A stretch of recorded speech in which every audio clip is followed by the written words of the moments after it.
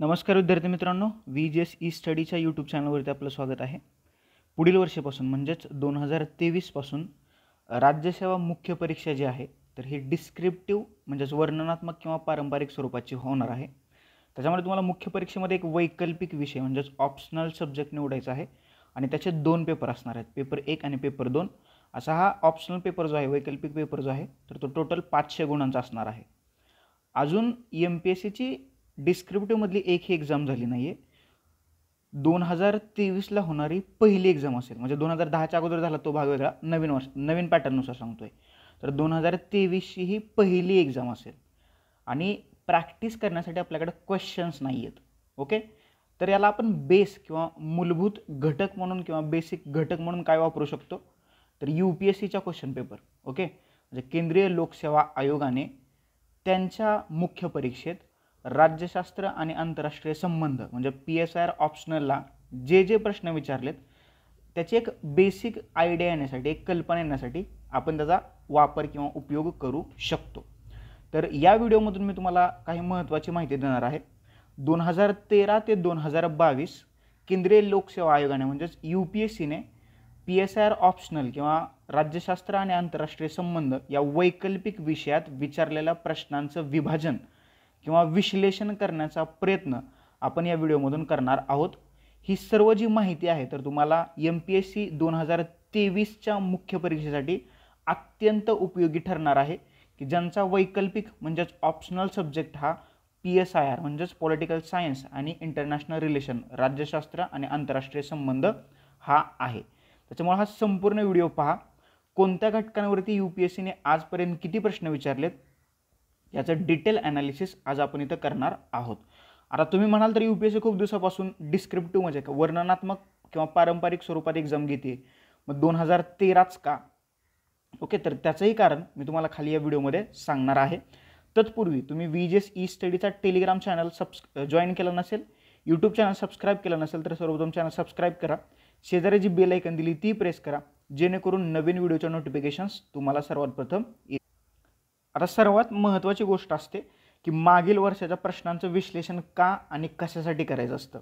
Okay, UPSCच्या किंवा MPSCच्या सुद्धा एक असतं understanding the depth and breath of understanding, म्हणजे समजण्याची आपली लेवल किती आहे ते कळतं. न्यू एंट्रन्स इन द सब्जेक्टमध्ये नवीन काय घडतंय का किंवा नवीन काय घातलं जातं का अभ्यासाच्या दृष्टीने ते समजतं. कॉन्क्रीट प्रिपरेशन करायला आपल्याला किंवा ठोसपणे आपल्याला अभ्यास करायला गती मिळते. Guide to linkage the topics, topic आपल्याला कनेक्शन करता येतं. ट्रेंड्स ऑफ द क्वेश्चन्स, म्हणजे क्वेश्चनचा पॅटर्न कसा आहे किंवा वर्षानुसार क्वेश्चनचा ट्रेंड कसा बदलतोय तर हे आपल्याला समजतं. हे 5-6 मुद्दे जर का तुम्ही लक्षात ठेवले तर प्रिव्हियस इयरचा क्वेश्चन पेपर ॲनालिसिस करणं किती महत्त्वाचं आहे ते तुमच्या लक्षात येईल. आता तुम्ही म्हणाल की 560च प्रश्न कसे काय झाले, तर ते मी तुम्हाला इथे थोडक्यात सांगतो. ह्या 3 लाईनच्या महत्त्वाच्या आहेत, ते तुम्ही तुम्हाला समजून जाईल. प्रस्तुत माहितीमध्ये 2013 पासूनच्या मुख्य परीक्षेतील पेपरचं विश्लेषण केलं आहे, कारण तेव्हापासून गुण पद्धत म्हणजे UPSCची मार्किंग सिस्टीम आणि वैकल्पिक विषयासाठी गुणांची मर्यादा यात बदल झालेला आहे. 2013च्या अगोदरचे ऑप्शनलचे पेपर बघितले आणि 13 नंतरचे ऑप्शनलचे पेपर बघितले तर उत्तराची शब्द मर्यादा आणि उत्तराचे गुण पद्धती या 2 गोष्टींमध्ये तुम्हाला बदल झालेला दिसेल. ओके, म्हणून हे 2013 ते 2022 अशी आपण प्रश्नसंख्या घेतलेली आहे. आता तुम्ही म्हणाल 560 प्रश्न होत नाहीत, मग तुम्ही कुठून आणले 560?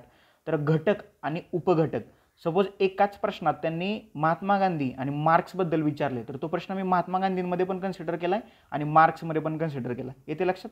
त्याच्यामुळे ती संख्या 560 एवढी झालेली आहे. पेपर 1 मध्ये एकूण 277 प्रश्न विचारलेत आणि पेपर 2 मध्ये एकूण 283 प्रश्न विचारलेले आहेत. पेपर 1 मध्ये भाग ए मध्ये 138 आणि भाग बी मध्ये 139, तर पेपर 2 मध्ये भाग ए मध्ये 152 आणि भाग बी मध्ये 131. अजून एक गोष्ट, अतिशय महत्त्वाची गोष्ट मी तुमच्याबरोबर शेअर करतो. UPSCच्या सिलेबसमध्ये ढोबळमानाने पाहिलं तर 40+ टॉपिक आहेत. ओके, PSIRच्या सिलेबसमध्ये आणि MPSCचा म्हणजे as it is same syllabus आहे UPSCचा आणि MPSCचा ऑप्शनलचा आणि इतरही सिलेबस, तर 40+ टॉपिक आहेत.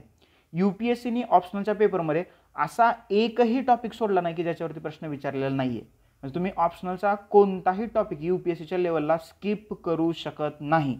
तुम्हाला प्रत्येक टॉपिकचा थोडा का होईना गंध असणं, छंद असणं किंवा त्याच्याबद्दल माहीत असणं अत्यंत अनिवार्य गोष्ट आहे. ही लक्षात ठेवा, ही खूप महत्त्वाची इन्फॉर्मेशन आहे.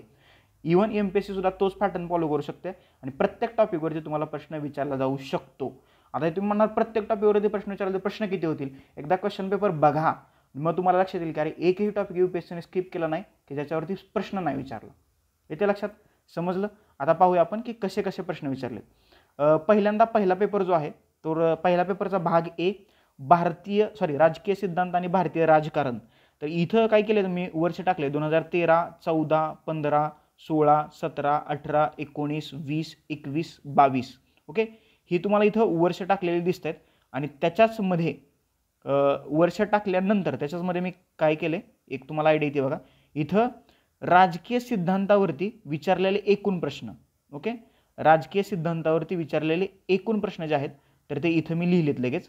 आलं लक्षात? म्हणजे राजकीय सिद्धांतावरती 13ला विचारलं नव्हतं, 14ला एक विचारलं आहे, 15ला एक, 16ला एक, 17ला नाही, 18ला एक, 19ला एक, 20ला एक, 21ला एक आणि 22ला एक, असे टोटल 8 प्रश्न राजकीय सिद्धांतावरती 13 ते 22 या काळात विचारलेले आहेत. म्हणजे हे एवढ्या वर्षात फक्त 8 प्रश्न राजकीय सिद्धांतावरती विचारलेले आहेत. आता 2013ला आता बघा 2013ला पेपर 1चा भाग ए वरती टोटल प्रश्न किती विचारलेले आहेत? 14. आलं लक्षात?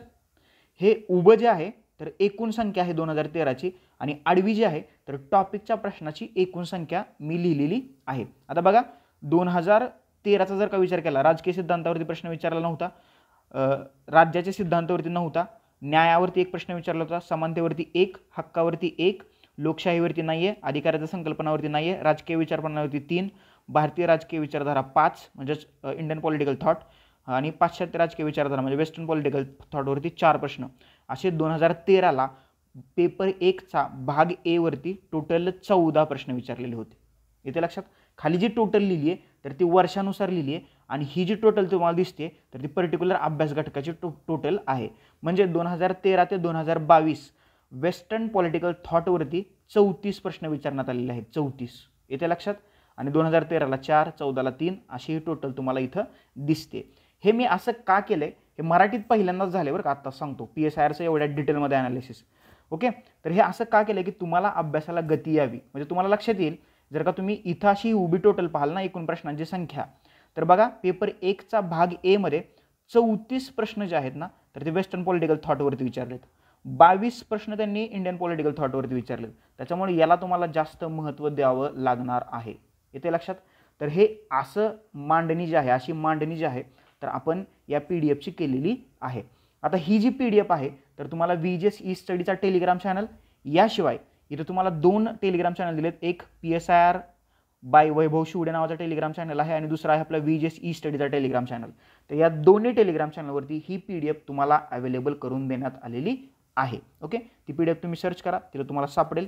जर का तुम्हाला नाही सापडली तर @IM वैभव JS, ओके, हा माझा टेलिग्रामचा ID आहे. इथे तुम्ही मला मेसेज करू शकता, ती PDF तुम्हाला फॉरवर्ड केली जाईल. ओके, ही अतिशय महत्त्वाची PDF आहे. ज्यांचा PSIR म्हणजे पॉलिटिकल सायन्स आणि इंटरनॅशनल रिलेशन हा ऑप्शनलचा पेपर आहे त्यांच्याकडं या PDFची soft copy, hard copy, xerox print कशी पाहिजे तशी पाहिजेच, पण तुमच्याकडे ही PDF असायलाच हवी. आता पेपर 1चा भाग बी जो आहे भारत शासन आणि राजकारण म्हणजेच इंडियन गव्हर्नमेंट अँड पॉलिटिक्स, त्याला आपण इंग्लिशमध्ये IGP शॉर्टकटमध्ये म्हणतोय. आता बघा याच्यावरती कसे कसे प्रश्न विचारले हे तुम्हाला लक्षात येईल. आता राष्ट्रवादावरती 13ला एक प्रश्न विचारलाय, 14ला एक, 15ला एक, 16ला एक, 17ला 2, 18ला 1 असं हे प्रश्न विचारलेत. आणि राष्ट्रवादावरती टोटल प्रश्न जे आहेत आजपर्यंत तर ती संख्या आहे 12. येते लक्षात? असं दिलंय. भारतीय संविधानाची निर्मिती 5, ह्याच्यानंतर संघ आणि राज्य सरकारची प्रमुख अंगे 17, तळागाळातील लोकशाही म्हणजे ग्रासरूट्स डेमोक्रेसी 11, संविधानिक संस्था आणि आयोग 11, संघ राज्यवाद 13, नियोजन आणि आर्थिक विकास 10, भारतीय राजकारण 11 असे प्रश्न त्यांनी विचारलेले आहेत. आणि टोटल पेपर 1चा भाग बी मध्ये 13ला होते 13 प्रश्न. ओके, येते लक्षात? 13ला 13 प्रश्न विचारण्यात आलेले आहेत, 14ला 12, 15ला 15, 16ला 16, 17ला 15 ही प्रश्नांची संख्या तुम्हाला इथं दिसते. येते लक्षात? हे अत्यंत सोप्या पद्धतीनं तुम्हाला करून देण्याचा प्रयत्न केलेला आहे. याच्यानंतर पेपर 2चं सुद्धा विश्लेषण तसंच केलेलं आहे. पेपर 2चा भाग ए जो आहे तुलनात्मक राजकीय विश्लेषण आणि आंतरराष्ट्रीय राज्यशास्त्र. आता बघा तुलनात्मक राज्यशास्त्रावरती एकूण टोटल प्रश्न 8 विचारलेले आहेत. 13ला प्रश्न विचारला नव्हता, 14ला विचारला नव्हता, 15, 16, 17, 18, 19, 20 आणि 21, 22 एक प्रश्न फक्त त्यांनी विचारला. असे टोटल 8 प्रश्न म्हणजे 9 वर्षात तुलनात्मक राज्यशास्त्र पेपर 2चा भाग ए मधला एक पहिला घटक 9 वर्षामध्ये फक्त 8 प्रश्न त्यांनी विचारलेले आहेत. आणि 2022चा जर का विचार केला, 2022ला त्यांनी पेपर 2चा भाग ए वरती टोटल प्रश्नांची संख्या जी आहे तर ती 14 आहे.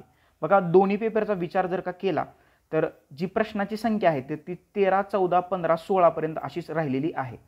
प्रत्येक घटकांची संख्या म्हणजे प्रत्येक पेपरमधल्या घटकांची संख्या टोटल वर्षानुसार जर का पाहिली तर ती 13, 14, 15, 16 या 4 डिजिटमध्ये ते तुम्हाला फिरताना दिसते. ओके.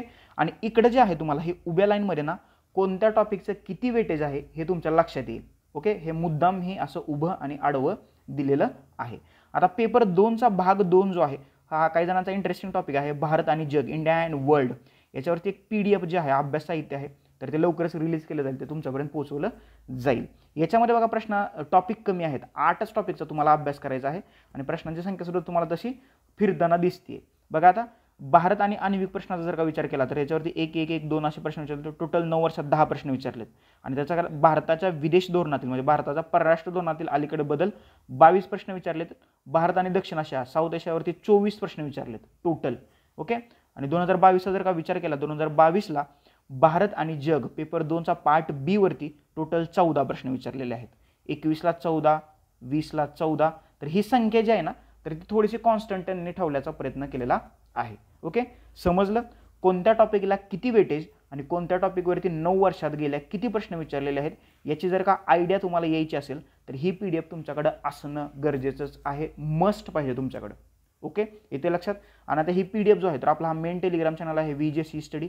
हा फक्त ऑप्शनलच्या लोकांसाठी टेलिग्राम चॅनल आहे. ज्यांचा ऑप्शनल आहे PSIR ऑप्शनल तर त्यांनी PSIR बाय वैभव शिवडे या आयडीने हा टेलिग्राम चॅनल सर्च करू शकता. टेलिग्रामला अवेलेबल आहे. आपला यूट्यूब चॅनल आहे VJS E-स्टडी की ज्याच्यावरती तुम्ही हा व्हिडिओ पाहताय. चॅनल सबस्क्राईब केला नसेल तर चॅनल सबस्क्राईब करा.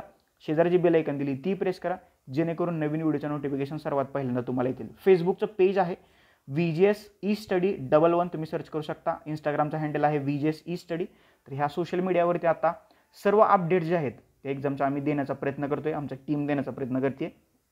याच्याबद्दल तुम्हाला काय अजूनही डाऊट, क्वेरीज, क्वेश्चन, सजेशन्स असतील तर खाली न विसरता खाली कमेंट बॉक्समध्ये कमेंट करा. अजून एकदा सांगतो ही PDF व्यवस्थितपणे डाउनलोड करून त्याची प्रिंट काढा, सॉफ्ट कॉपी मोबाईलमध्ये ठेवा. त्याच्याशिवाय तुम्हाला अभ्यासाला गती येणार नाही.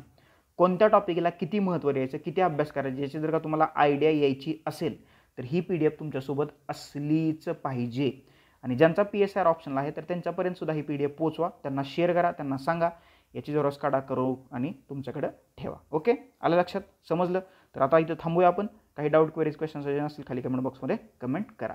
Thank you so much. धन्यवाद मित्रांनो. नेक्स्ट व्हिडिओमध्ये आपण भेटूयाच.